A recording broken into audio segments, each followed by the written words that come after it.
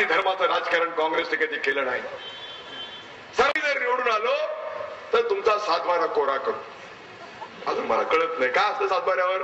तुमचं नाव, तुमचं survey number, तुमचा गट नंबर, तुमचं पीक पाणी हेच असतं ना सातबाऱ्यावर. हे म्हणतात उद्धव की जर आम्ही निवडून आलो तर तुमचा कोरा कागद तुमच्या हातात. हा तुमचं नाव काय, तुमचं सर्वे नंबर काय नाही. काय अजब तुझे सरकार उद्धवा, काय लावलंय सांगत. असले मंडळी जर आता सत्तेवर जर दुर्दैवानं आली, सातबारा मात्र घरातून बाहेर काढू नका. ही अवस्था आहे. काय घोषणा, काय बोलतो आपण, काय नाही. संत खोलीमध्ये मतभेद दूर करण्याच्यासाठी कैलासवासी महाजनांना सारखं गावं लागायचं इथं, हे आपल्याला माहिती आहे. आमच्या काळामध्ये अजूनही आम्हाला बंद खोलीत बसावं लागलं नाही. राष्ट्रवादीला आणि काँग्रेसला याचा अर्थ सामंजस्यपणाने कारभार कसा करावा हे आम्ही तुमच्याकडनं शिकलेलो आहोत. आज महाजन नसल्यामुळं कोकणी निर्माण झाली आहे मी समजू शकतो. कारण ते मराठवाड्यातले, तुम्ही मराठवाड्यातला, मी मराठवाड्यातला. परंतु मराठवाड्याचा हा माणूस, हा आमचा रांगडा गडी यांनी दाखवून दिलं की महाराष्ट्रामध्ये भाजपाला गोपीनाथराव मुंडे जर मायनस केलं तर बिग झिरो. त्यांनी दाखवून दिलं. आणि कालच अडवाणी जे आले होते आपल्या विदर्भामध्ये, त्यांनी जाहीर करून टाकलं की उद्या जर आमचं सरकार आलं तर भाजपचे मुख्यमंत्री गोपीनाथरावजी मुंडे. म्हणजे आता मराठवाड्याच्या बाहेर काही जाईल असं मला वाटत नाही.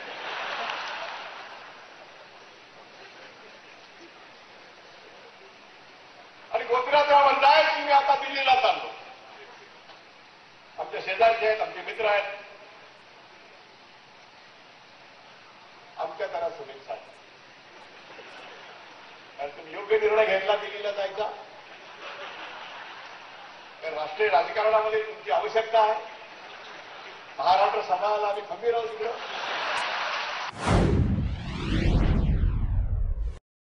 दोन भाऊ एवढे भांडतायत एकमेकाला, एवढे अगदी कशासाठी भांडतायत.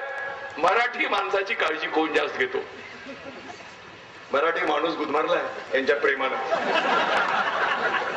मला हे कळत नाही की ज्या राज्याची निर्मिती मराठी भाषिकांचं राज्य म्हणून झाली, जेव्हा भाषावार प्रांत रचना झाली, तेव्हा मराठी भाषिकांचं राज्य महाराष्ट्र, कन्नडा बोलणाऱ्यांचं राज्य कर्नाटक, आले आमचे कर्नाटकचे, गुजराती बोलणाऱ्यांचं राज्य गुजरात.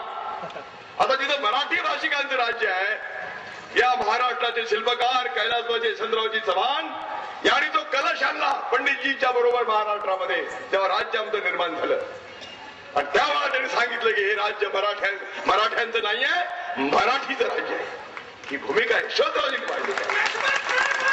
आणि आज आम्ही चित्र बघतोय की त्या मराठी माणसावर अन्याय होतो म्हणून हे दोन भाऊ एकमेकाशी भांडतायत. सगळ्या प्राण्यांच्या उपमा देऊन झाले एकमेकाला. प्राणी संग्रहालय रिकामं झालं. काय सांगायचं.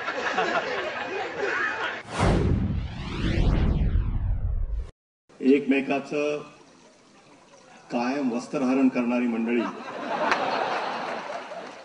आज एकत्रितपणानं वस्त्रहरणाचा प्रयोग बघतायत.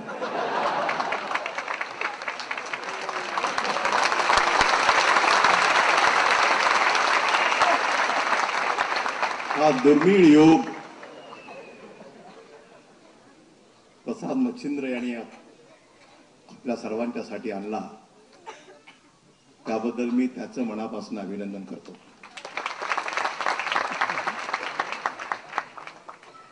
आयुष्यामध्ये अशा अनेक नाटकं केली, पाहिली.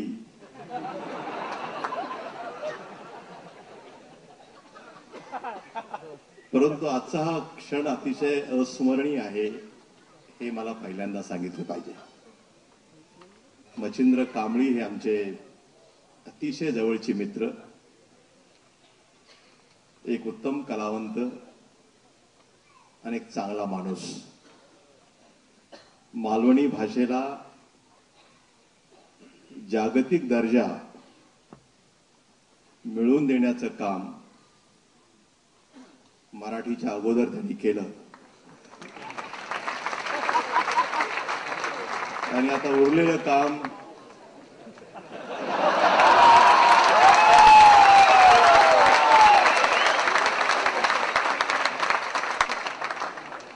आता कोण करेल हे मी सांगायची गरज नाही. परंतु मला राज ठाकरेंना धन्यवाद एवढ्यासाठी दिले पाहिजेत की त्यांनी पहिल्यांदाच खुलासा केला की या प्रयोगाची तिकीटं मी काढलेली नाही, नाहीतर ही शंका घेऊनच आम्ही दिल्लीला गेलो असतो.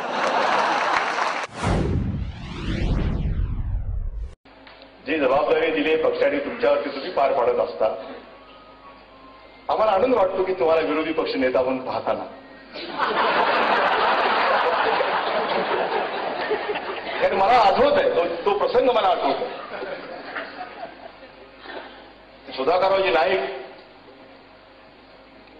हे राज्याचे मुख्यमंत्री यांनी नागपूरचं अधिवेशन आणि मी पार्लमेंटरी अफेअर्स मिनिस्टर त्या काळातला. मनोहर जोशी ज्यावेळेला विरोधी पक्ष नेते होते, म्हणजे मनोहर जोशी आणि गोपीनाथराव मुंड्यांचं प्रेम त्या दिवसापासूनच आहे, हे तुम्ही लक्षात ठेवा, तुम्हाला माहिती नाही. आणि भुजबळांनी जेव्हा काँग्रेसमध्ये प्रवेश केला तेव्हा शिवसेनेचं संख्याबळ घटलं, भारतीय जनता पार्टीच्या आमदाराचं संख्याबळ वाढलं, एक दोन कमी पडत होते. ती व्यवस्था मित्र म्हणून आम्ही केली, हे जरा माहिती आहे.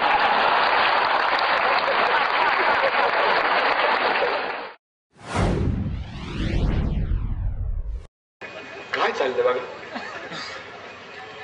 गोपीनाथ मुंडे गडकरी भांडताय, त्यांची भांडणं जोरात चालले हे मला माहिती आहे, कारण मुंडे मला सांगतात.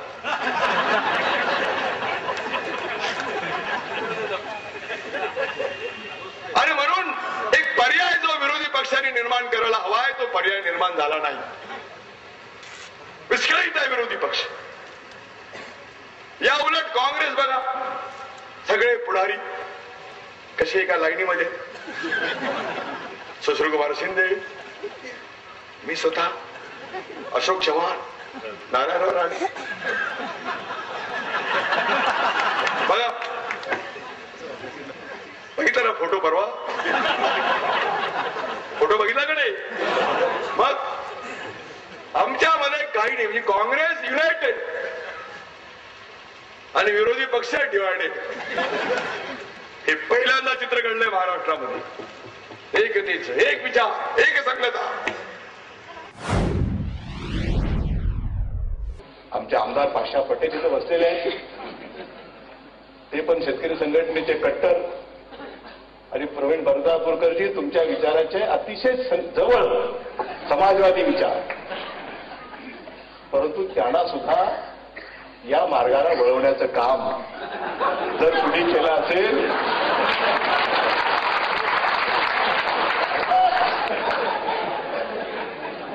म्हणून तो चेहरा, ज्या चेहऱ्याची आपण सतत चर्चा करतोय, की हा चेहरा सुद्धा सेक्युलर कसा निर्माण करता येईल हा प्रयत्न त्यांनी केलेला आहे. म्हणजे एक व्यापक दृष्टी